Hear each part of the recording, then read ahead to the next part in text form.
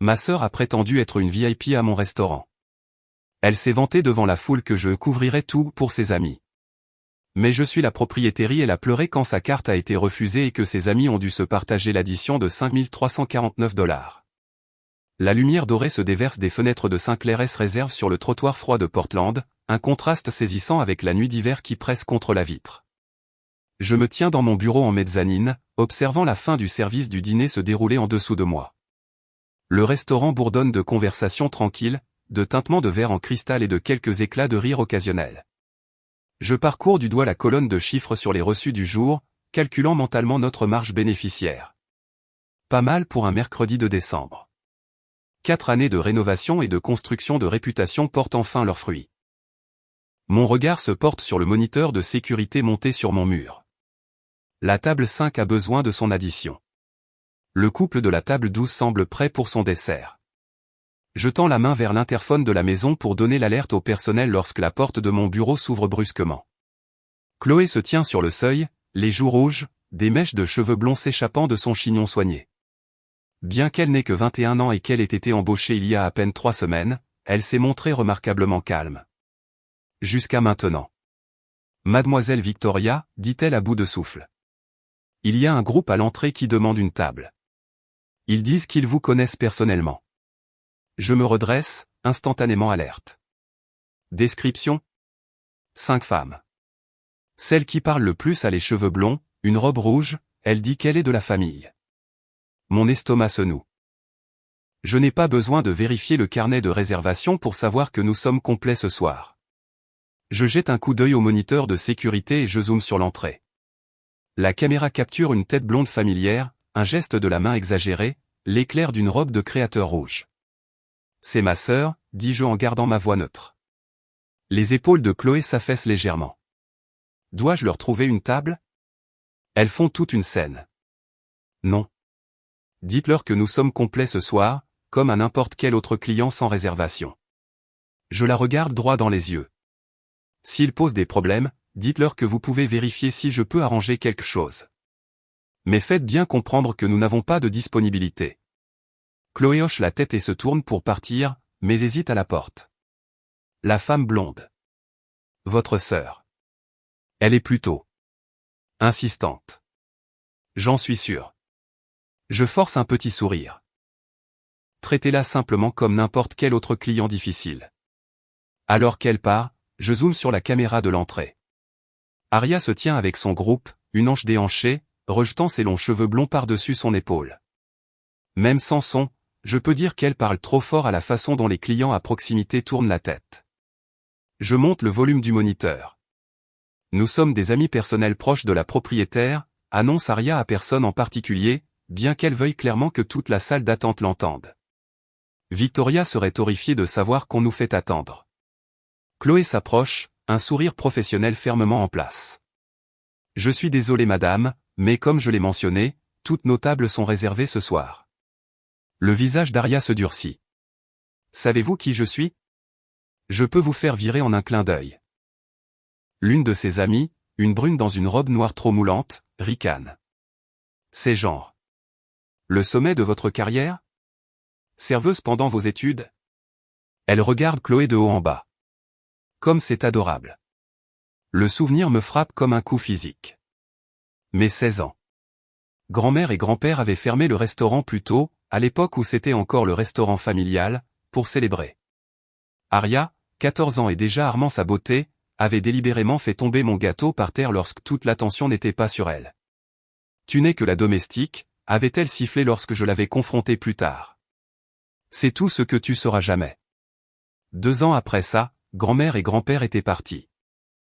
Nos parents ont déménagé en Arizona, me laissant le restaurant en difficulté pendant qu'ils donnaient de l'argent à Aria pour l'université, qu'elle a principalement utilisé pour des voyages de spring break et des frais de sororité.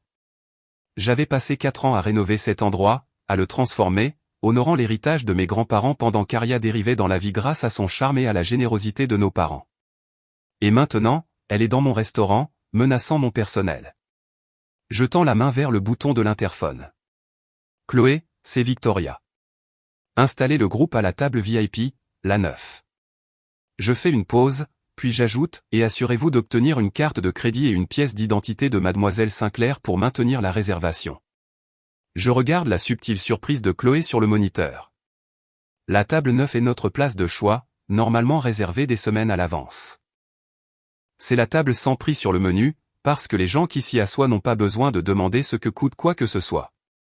Aria pousse un cri de triomphe lorsque Chloé lui transmet mon message. Ses amis rassemblent leurs sacs de créateurs, lançant des regards suffisants aux autres clients qui attendent. Je décroche le téléphone de la cuisine. Marcus, c'est Victoria. Le groupe à la table 9 ce soir, donnez-leur notre meilleur. Tous les ingrédients de première qualité que nous avons. Je regarde alors qu'on les conduit à travers le restaurant, Aria sortant déjà son téléphone pour documenter sa victoire. Oui, l'expérience VIP complète. Je raccroche et me permets un petit sourire en les regardant s'installer à la table près de la fenêtre, la lumière dorée de nos luminaires sur mesure faisant briller le cristal et l'argenterie. Aria lève son verre pour un toast, et ses amis se penchent, riant. La table où mes grands-parents m'ont appris un jour que de la bonne nourriture servie avec respect pouvait transformer la vie des gens. La table où j'avais appris que chaque travail dans un restaurant était précieux. La table où j'avais promis à mon grand-père mourant que je garderais leur rêve en vie. Maintenant, c'est le piège d'Aria. Elle ne le sait tout simplement pas encore. Je redresse mon blazer et regarde alors que le premier tour de boisson arrive à leur table. La nuit ne fait que commencer. Je regarde le moniteur de sécurité alors que le groupe d'Aria se livre à sa 3e heure à la table 9.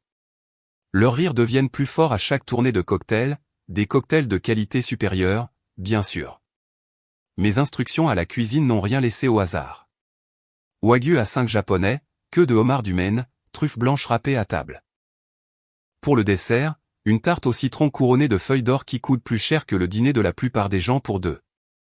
À travers tout cela, Chloé maintient un calme parfait, remplissant les verres en cristal avec des bouteilles de champagne à $300, notant soigneusement chaque sélection sur l'addition qui s'allonge de minute en minute. Mademoiselle Victoria. Marcus apparaît à la porte de mon bureau, s'essuyant les mains sur son tablier de chef.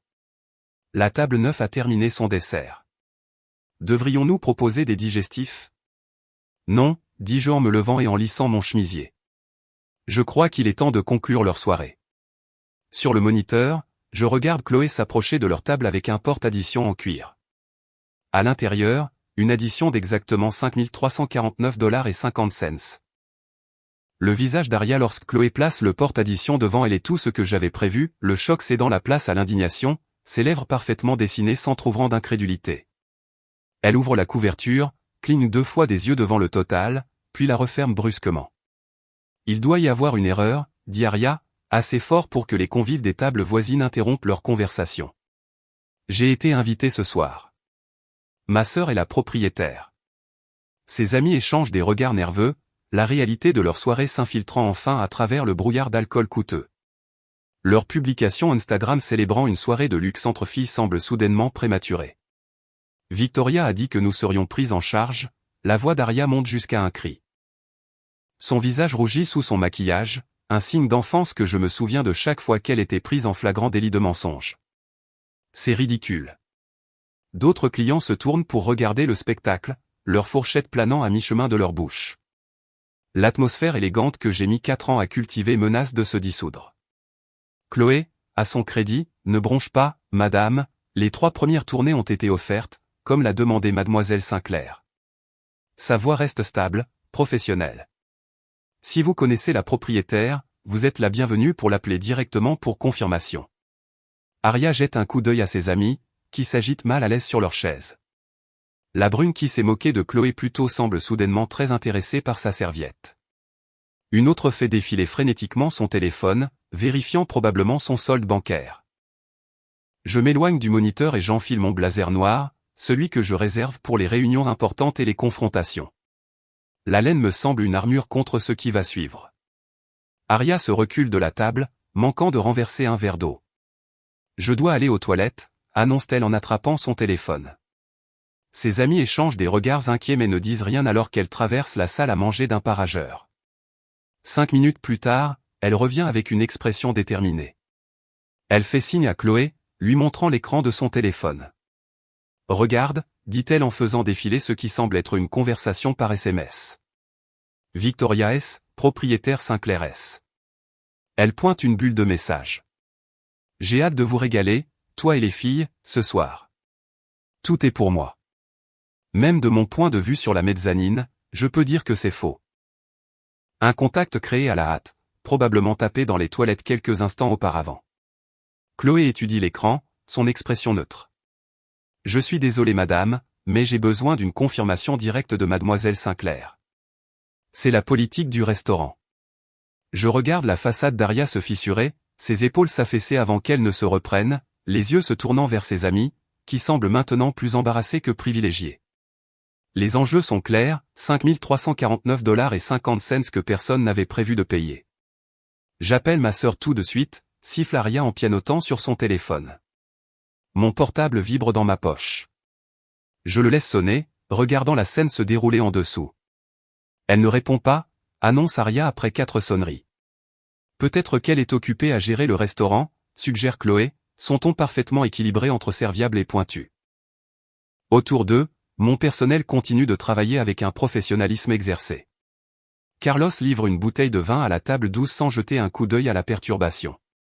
Maria récite les spéciaux de la soirée aux nouveaux arrivants comme s'il n'y avait pas une femme en pleine crise à 6 mètres de là.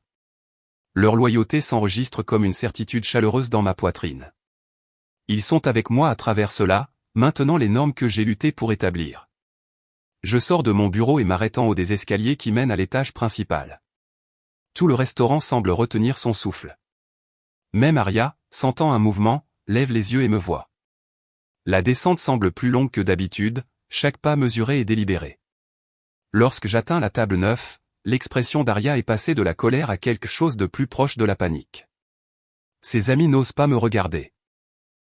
Je suis Victoria Sinclair, la propriétaire, dis-je, ma voix douce mais audible. Je ne me souviens pas avoir invité qui que ce soit pour un repas gratuit ce soir. Le visage d'Aria passe du cramoisi au pâle en l'espace de 3 secondes. Ses yeux se tournent entre moi et ses amis, cherchant un soutien et n'en trouvant aucun. Je plaisantais, sœurette, dit-elle, les larmes aux yeux. Je voulais juste que mes amis s'amusent, tu sais comment c'est. Une blague doit se terminer au bon moment, Aria, répliquai-je, sans aucune émotion colorant mes mots. Ce soir, ce moment, c'est maintenant. Je me tourne vers Chloé, qui se tient prête avec le terminal de carte de crédit. Encaisser la totalité de l'addition, moins les 3 tournées gratuites.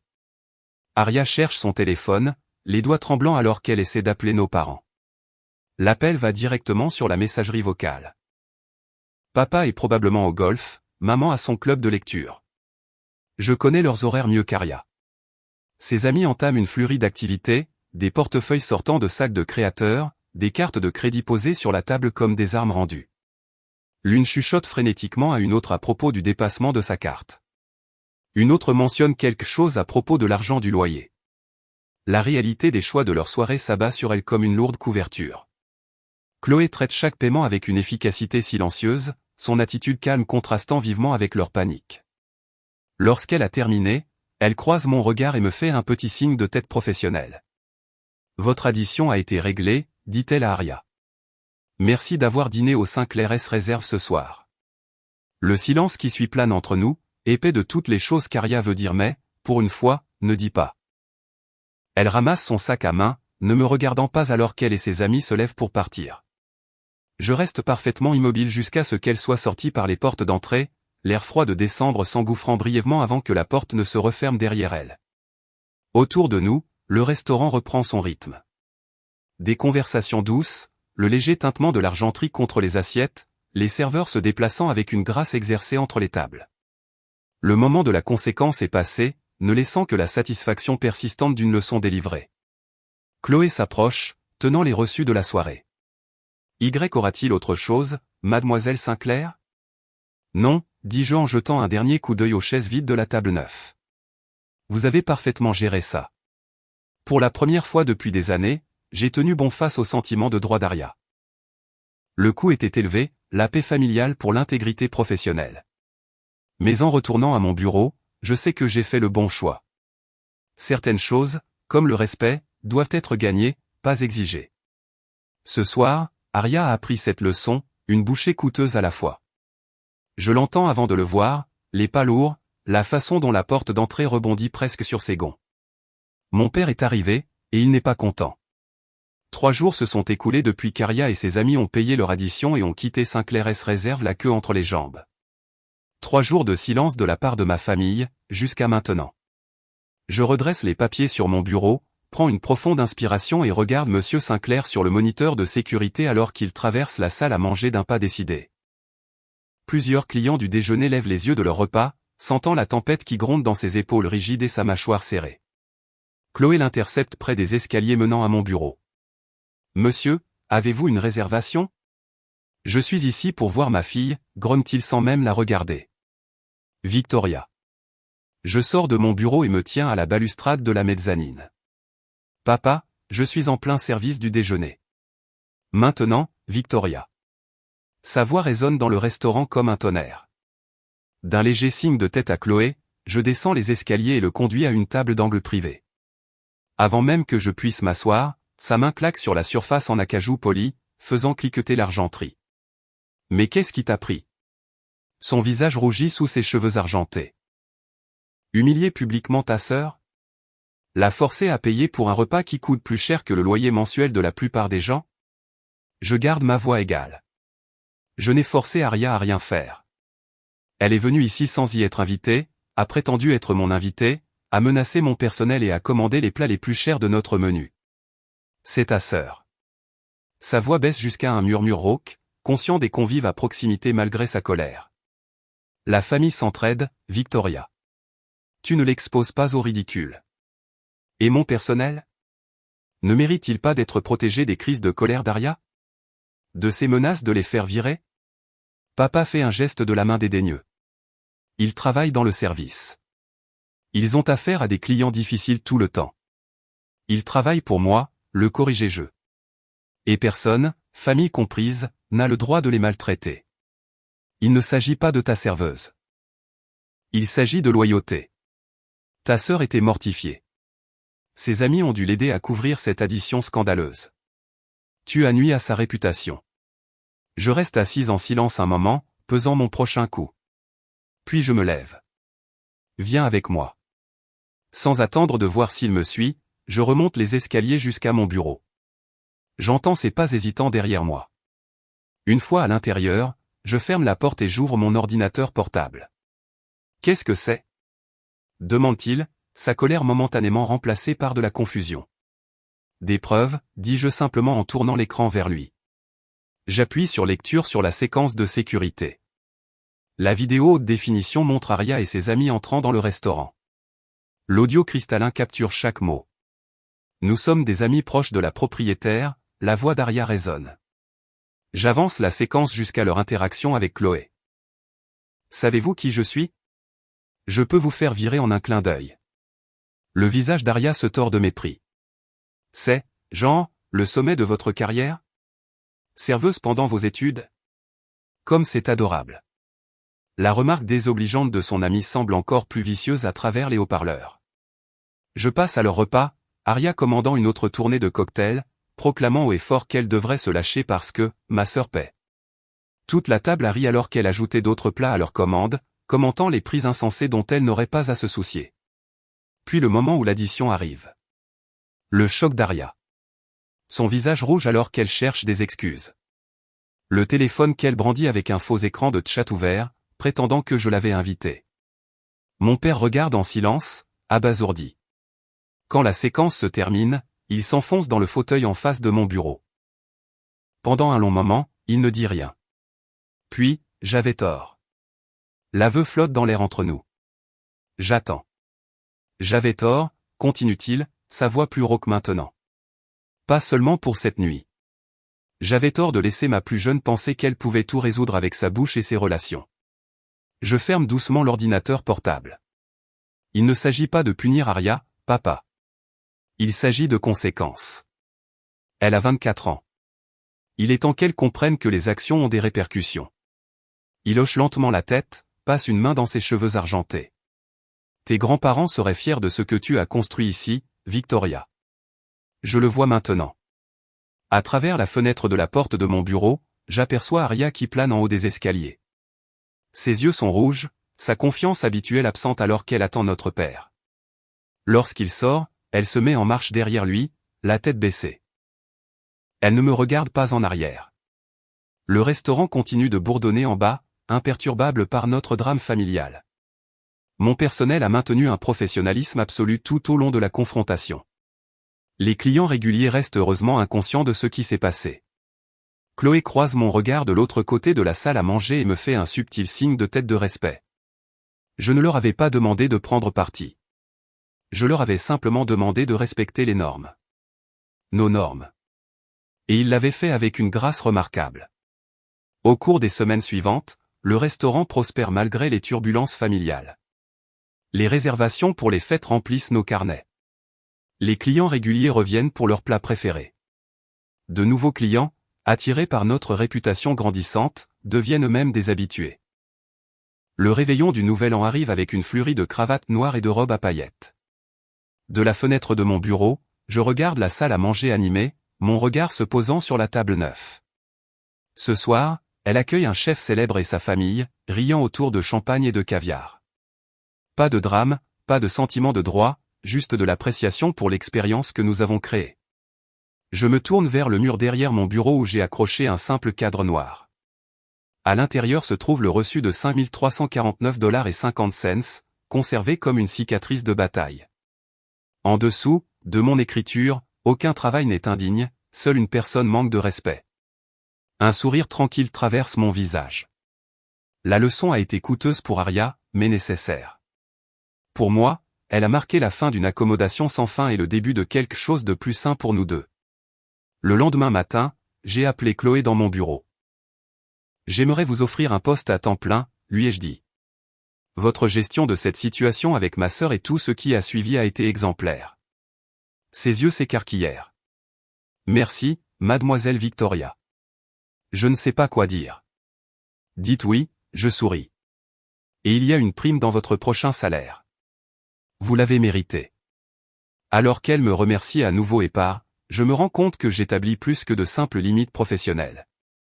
Je crée les bases de ce que devraient être réellement les relations familiales, respect mutuel, responsabilité, attentes claires. J'appelle toujours mes parents chaque semaine. Je demande toujours des nouvelles d'Aria, bien qu'il soit devenu remarquablement discret sur ses activités. Je ne coupe pas les ponts, j'exige le respect. La différence est cruciale. 2 mois ont passé. Le restaurant continue de prospérer. Février amène des couples de la Saint-Valentin et des réunions d'affaires à travers nos portes. Je m'installe dans un rythme confortable, l'incident avec Aria s'estompant pour devenir un moment d'apprentissage plutôt qu'une blessure ouverte. Un lundi matin tranquille, alors que je passe en revue les factures des fournisseurs dans mon bureau, un léger coup interrompt ma concentration. Pas le coup rapide et efficace de Chloé. Quelque chose d'hésitant, presque d'excuse. J'ai appelé. Entrez. La porte s'ouvre lentement. Aria se tient sur le seuil, presque méconnaissable. Ses vêtements de marque ont été remplacés par un simple jean et un pull. Son visage est dénué de maquillage, ses cheveux attachés en arrière sans prétention. « Salut Vic », dit-elle doucement, en utilisant mon surnom d'enfance. Mes yeux se tournent vers le reçu encadré sur le mur. D'un mouvement fluide, j'ouvre le tiroir de mon bureau et j'y glisse le cadre, hors de vue. « Bonjour, Aria », ai-je répondu, ma voix neutre mais pas froide. « Qu'est-ce qui t'amène ici aujourd'hui ?» Elle entre dans le bureau, ferme la porte derrière elle. Quelque chose a changé dans ses yeux, une humilité que je n'ai jamais vue auparavant. « J'espérais que nous pourrions parler, » dit-elle. La possibilité d'un changement sincère flotte dans l'air entre nous. Aria s'assied, les mains étroitement jointes sur ses genoux. Le silence entre nous semble physique, alourdi par le souvenir de son arrogance ivre, de ses menaces envers mon personnel, de la confrontation humiliante qui a suivi. « Je ne sais pas par où commencer, » dit-elle finalement en regardant ses mains au lieu de moi. « Généralement, le début fonctionne, » répliquai-je en me penchant en arrière dans mon fauteuil. Aria prend une profonde inspiration. « Je suis désolé, Victoria. Vraiment désolé. Pas seulement pour la scène que j'ai faite ici, mais... » Elle fait une pause, luttant. Point pour la façon dont je t'ai traité pendant des années. Pour avoir pensé que je méritais un traitement spécial. Pour avoir menacé ton employé. J'étudie son visage, cherchant la qualité performative que ses excuses portent habituellement, les larmes calculées, la sincérité pratiquée. Étonnamment, je ne trouve aucune de ces marques familières. Que s'est-il passé après le départ de papa cette nuit-là, demandai-je en gardant mon expression neutre. Ils m'ont coupé. Le rire d'Aria n'a aucun humour. Pas seulement l'argent, ils n'ont pas pris mes appels pendant 3 semaines. Elle lève les yeux, croisant directement les miens. Papa a montré à maman la vidéo de sécurité, en entier. Ils m'ont obligé à la regarder avec eux quand ils ont finalement accepté de me voir. Je reste silencieuse, lui laissant l'espace pour continuer. C'est différent, de se voir comme ça, d'entendre les choses que l'on a dites. Sa voix baisse. Je n'arrivais pas à croire que c'était moi. Mais c'était le cas. Elle se redresse légèrement. Je vois quelqu'un. Un thérapeute. J'essaie de comprendre pourquoi je. Elle fait un geste vague, point suis devenu cette personne. Je prends une gorgée de mon café, considérant ses paroles avec soin. Les mots sont faciles, Aria. Les actes prennent du temps. Je sais, hoche-t-elle la tête en regardant autour de mon bureau. J'ai beaucoup pensé à ce que tu as écrit sur ce reçu. Aucun travail n'est indigne, seule une personne manque de respect. Mes sourcils se lèvent légèrement. Je ne m'attendais pas à ce qu'elle se souvienne de ce détail. Je veux travailler ici, dit-elle soudain. Je manque de m'étouffer avec mon café. Quoi? En tant que serveuse, précise-t-elle. Pas à la direction. Pas à l'accueil. Une serveuse. Elle se penche en avant. Le travail pour lequel je me suis moqué de Chloé. Je cherche dans son visage des signes de manipulation, un angle caché qui lui profiterait. Pourquoi? Parce que j'ai besoin de comprendre, dit-elle simplement. J'ai besoin de savoir ce que c'est que d'être de l'autre côté. Ce que c'est que de gagner quelque chose au lieu de simplement l'exiger. Le personnel ne sera pas ravi, fais-je remarquer. Ils se souviennent de toi. Je sais, elle baisse les yeux. Je ne serais pas ravi non plus si j'étais à leur place. Je considère la proposition. Pesant les risques contre les récompenses potentielles. Cela pourrait-il être une croissance sincère? Ou une autre performance élaborée? Si j'accepte ça, dis-je prudemment, il y a des conditions. Aria hoche la tête immédiatement. N'importe quoi. Tu commences en bas de l'échelle. Salaire minimum plus pour boire. Comme tout le monde. Pas de traitement de faveur. Si tu es en retard, tu es averti. Si tu es impoli avec un client ou un membre du personnel, tu es viré. Je me penche en avant. Et tu travailles à plein temps. Pas d'appel pour des fêtes ou des virées shopping. Je comprends. Tu devras faire tes preuves auprès du personnel. Je ne les forcerai pas à t'apprécier. Elle hoche de nouveau la tête. C'est juste. Je me lève de mon bureau. Décision prise. La formation commence demain. 6 heures du matin. Ne sois pas en retard. La réunion du personnel plus tard dans la matinée se passe aussi bien que prévu. Les visages se crispent lorsque j'annonce l'emploi à l'essai d'Aria. Marcus, mon chef cuisinier, croise ses bras tatoués sur sa poitrine. La même femme qui a traité José de plongeur mexicain alors qu'il est notre plongeur en chef depuis 5 ans? C'est Aria? La même, reconnais-je. Les gens peuvent changer. Mais ils ont besoin de l'opportunité de le prouver. Chloé, à son crédit, hoche simplement la tête professionnellement. Est-ce qu'elle sera en formation avec moi? Oui. Et j'ai besoin que tu sois juste mais ferme. Ne laisse rien passer parce qu'elle est ma sœur. Pas de problème, dit Chloé, un fantôme de sourire touchant ses lèvres. Le premier jour d'Aria met ma résolution à l'épreuve. Elle arrive à 5h45, déjà vêtue de l'uniforme, pantalon noir et chemise blanche. Son expression lorsque je lui remets le manuel de l'employé est d'une détermination sincère. À midi, la réalité s'est installée. Je l'observe depuis la mezzanine alors qu'elle peine avec un plateau de verre d'eau. Ses pas sont prudents mais incertains. Un verre vacille dangereusement. Ses pieds, inadaptés à des heures de station debout, montrent déjà son inconfort dans la façon dont elle déplace son poids. Une table d'homme d'affaires claque des doigts pour attirer son attention. L'un d'eux pointe grossièrement sa tasse de café vide. Je vois les épaules d'Aria se tendre, puis se détendre délibérément alors qu'elle s'approche avec un sourire qui lui coûte un effort visible. À la fermeture, son maquillage a complètement disparu. Sa queue de cheval pend. Quand elle pense que personne ne la regarde, elle s'appuie contre le mur près de la cuisine, se frottant le bas du dos. Comment ça s'est passé, lui demandai-je alors qu'elle pointait. Plus difficile que je ne le pensais, admet-elle. Mes pieds ont l'impression qu'ils vont tomber. On s'y habitue, dis-je en me souvenant de mes propres premières semaines à travailler pour nos grands-parents. Seras-tu de retour demain? Quelque chose comme de la fierté scintille sur son visage épuisé. Oui, je serai là. Les semaines qui suivent me surprennent. Aria ne manque jamais un service. Elle accepte les corrections de Chloé sans drame. Lorsqu'un client renvoie un steak 3 fois, affirmant qu'il est trop cuit, puis pas assez cuit, puis tout simplement pas bon, Aria le gère avec une grâce inattendue. Le personnel de cuisine était prêt à tuer ce type, ai-je entendu José lui dire alors qu'il roulait l'argenterie après la fermeture. Comment es-tu resté si calme? Aria hausse les épaules. J'étais cette cliente. Pire, en fait. Elle a l'air embarrassée. J'essaie d'être meilleure. Un mois après son embauche, je remarque quelque chose de significatif. Elle apprend les noms de nos habitués. Monsieur Petrovski, le professeur à la retraite qui vient tous les mardis pour le spécial rôti de bœuf. Les Henderson, qui célèbrent leur anniversaire avec nous chaque mois. Madame Carlis, qui veut toujours des citrons supplémentaires pour son eau.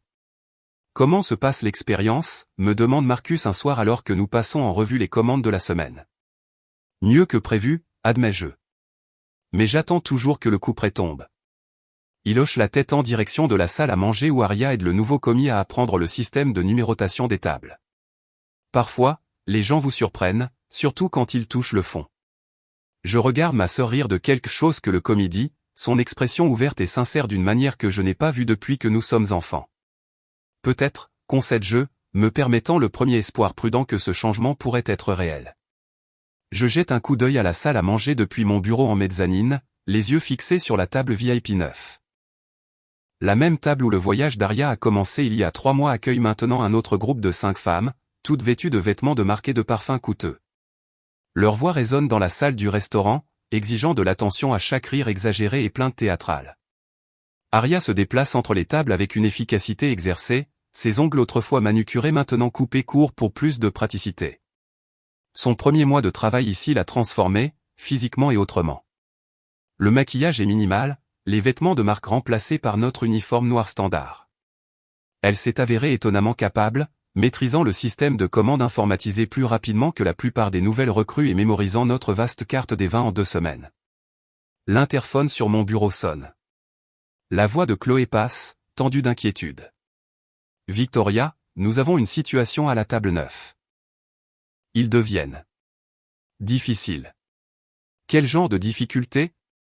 Demandai-je, bien que je sache déjà. J'ai arrangé cette table moi-même. Ils exigent des apéritifs gratuits parce qu'ils ont attendu 5 minutes de plus. L'une d'elles prétend connaître personnellement la propriétaire. Qui est leur serveuse? Demandai-je, sachant très bien la réponse. Aria.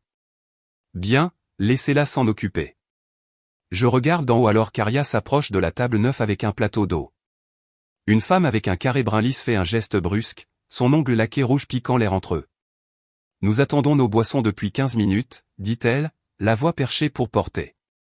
C'est comme ça que vous traitez tous vos clients? Ou seulement les importants? Je reconnais la phrase, mot pour mot ce qu'Aria avait dit à Chloé il y a des mois. La colonne vertébrale d'Aria se raidit légèrement, mais son sourire reste professionnel. Je m'excuse pour l'attente. Notre barman prépare vos cocktails spéciaux maintenant, ils seront sortis dans un instant. La femme qui semble être leur chef se penche en avant. Avez-vous une idée de qui je suis? Je suis une amie personnelle de Victoria Sinclair. Encore une fois, les mots exacts d'Aria de cette nuit-là. Je pourrais vous faire virer d'un coup de téléphone, ajoute une autre à la table. Je regarde les mains d'Aria pour tout tremblement, tout signe qu'elle pourrait craquer sous la pression. Ce test n'était pas prévu avant la semaine prochaine, mais lorsque ce groupe particulier a fait une réservation, j'ai reconnu l'opportunité. 5 femmes d'une agence de marketing locale, notoires pour leur comportement exigeant. Des miroirs parfaits de ce qu'Aria était autrefois. Je comprends votre frustration, dit Aria, la voix stable. Permettez-moi de vous apporter du popcorn aux truffes gratuit pendant que vos boissons sont préparées. Pas de défensive, pas d'attitude, juste de la résolution de problèmes et du professionnalisme. La brune ricane, du popcorn? Avons-nous l'air d'être au cinéma? Nous voulons le tartare de thon. Offert. Aria prend une petite inspiration. Je me penche en avant, observant son visage de profil. Il y a un mois, elle serait déjà au téléphone, envoyant des SMS furieux pour avoir du renfort ou proférant des menaces. Le tartare de thon est exceptionnel, dit-elle à la place. Je vais vérifier avec la cuisine pour accélérer votre commande. Les boissons seront servies dans 2 minutes. Alors qu'elle s'éloigne, une femme l'interpelle. Ce service est pathétique. Est-ce que serveuse est, genre, le sommet de votre carrière? Parce que vous n'êtes pas très doué. La phrase exacte que l'ami d'Aria avait utilisée pour Chloé. Je tends la main vers l'interphone, le doigt planant au-dessus du bouton. Une partie de moi veut intervenir, lui épargner cette humiliation. Mais cela saperait tout ce que le mois dernier a construit. Aria doit faire face au miroir que j'ai placé devant elle.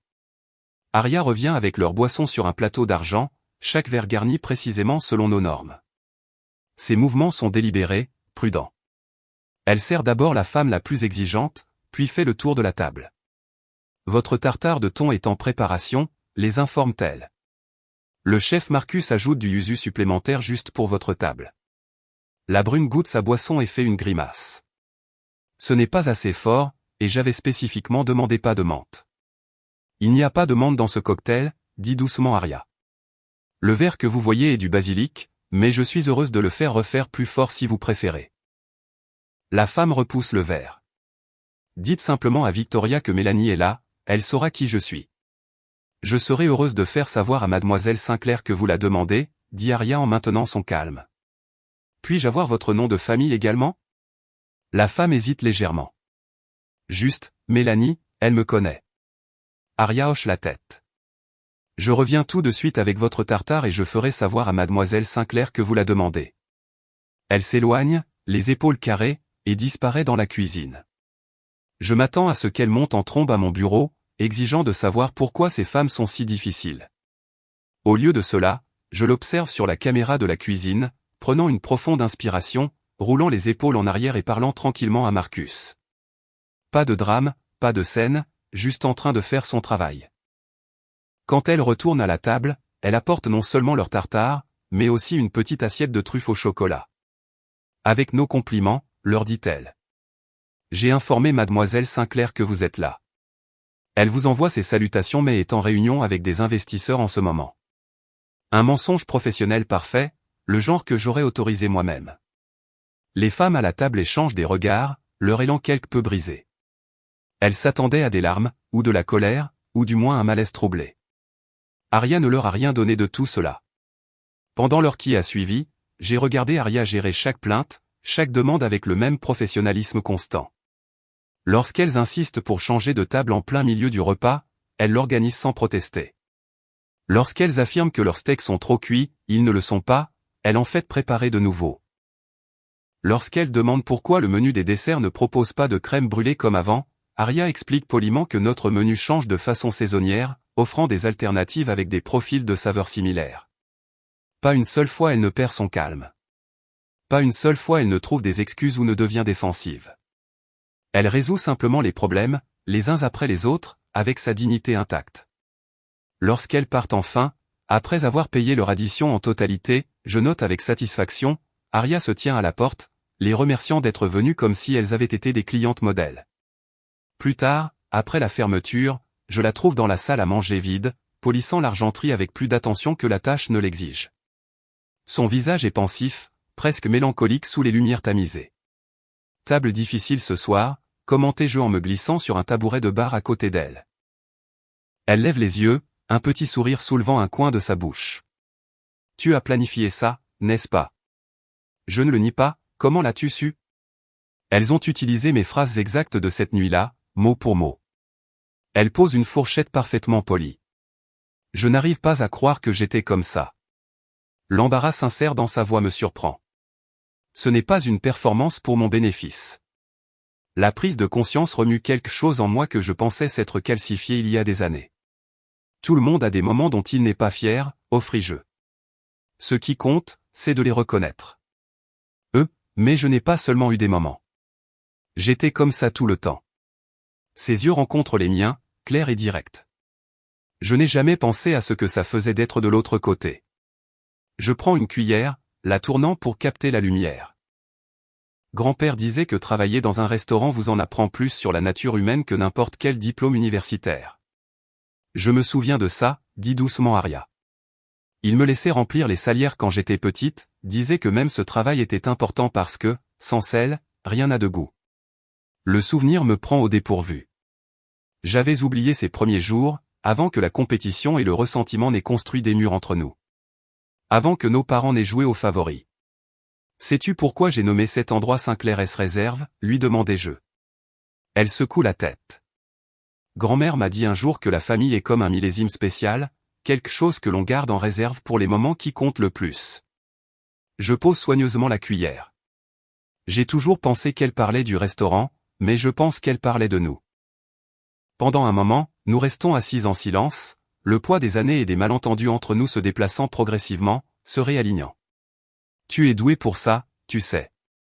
Je dis finalement, ce travail. Tu as un talent naturel pour le service. Je ne sais pas pour le talent, répond-elle, mais j'apprends à le respecter. C'est suffisant pour commencer. Je me lève, ma décision prise.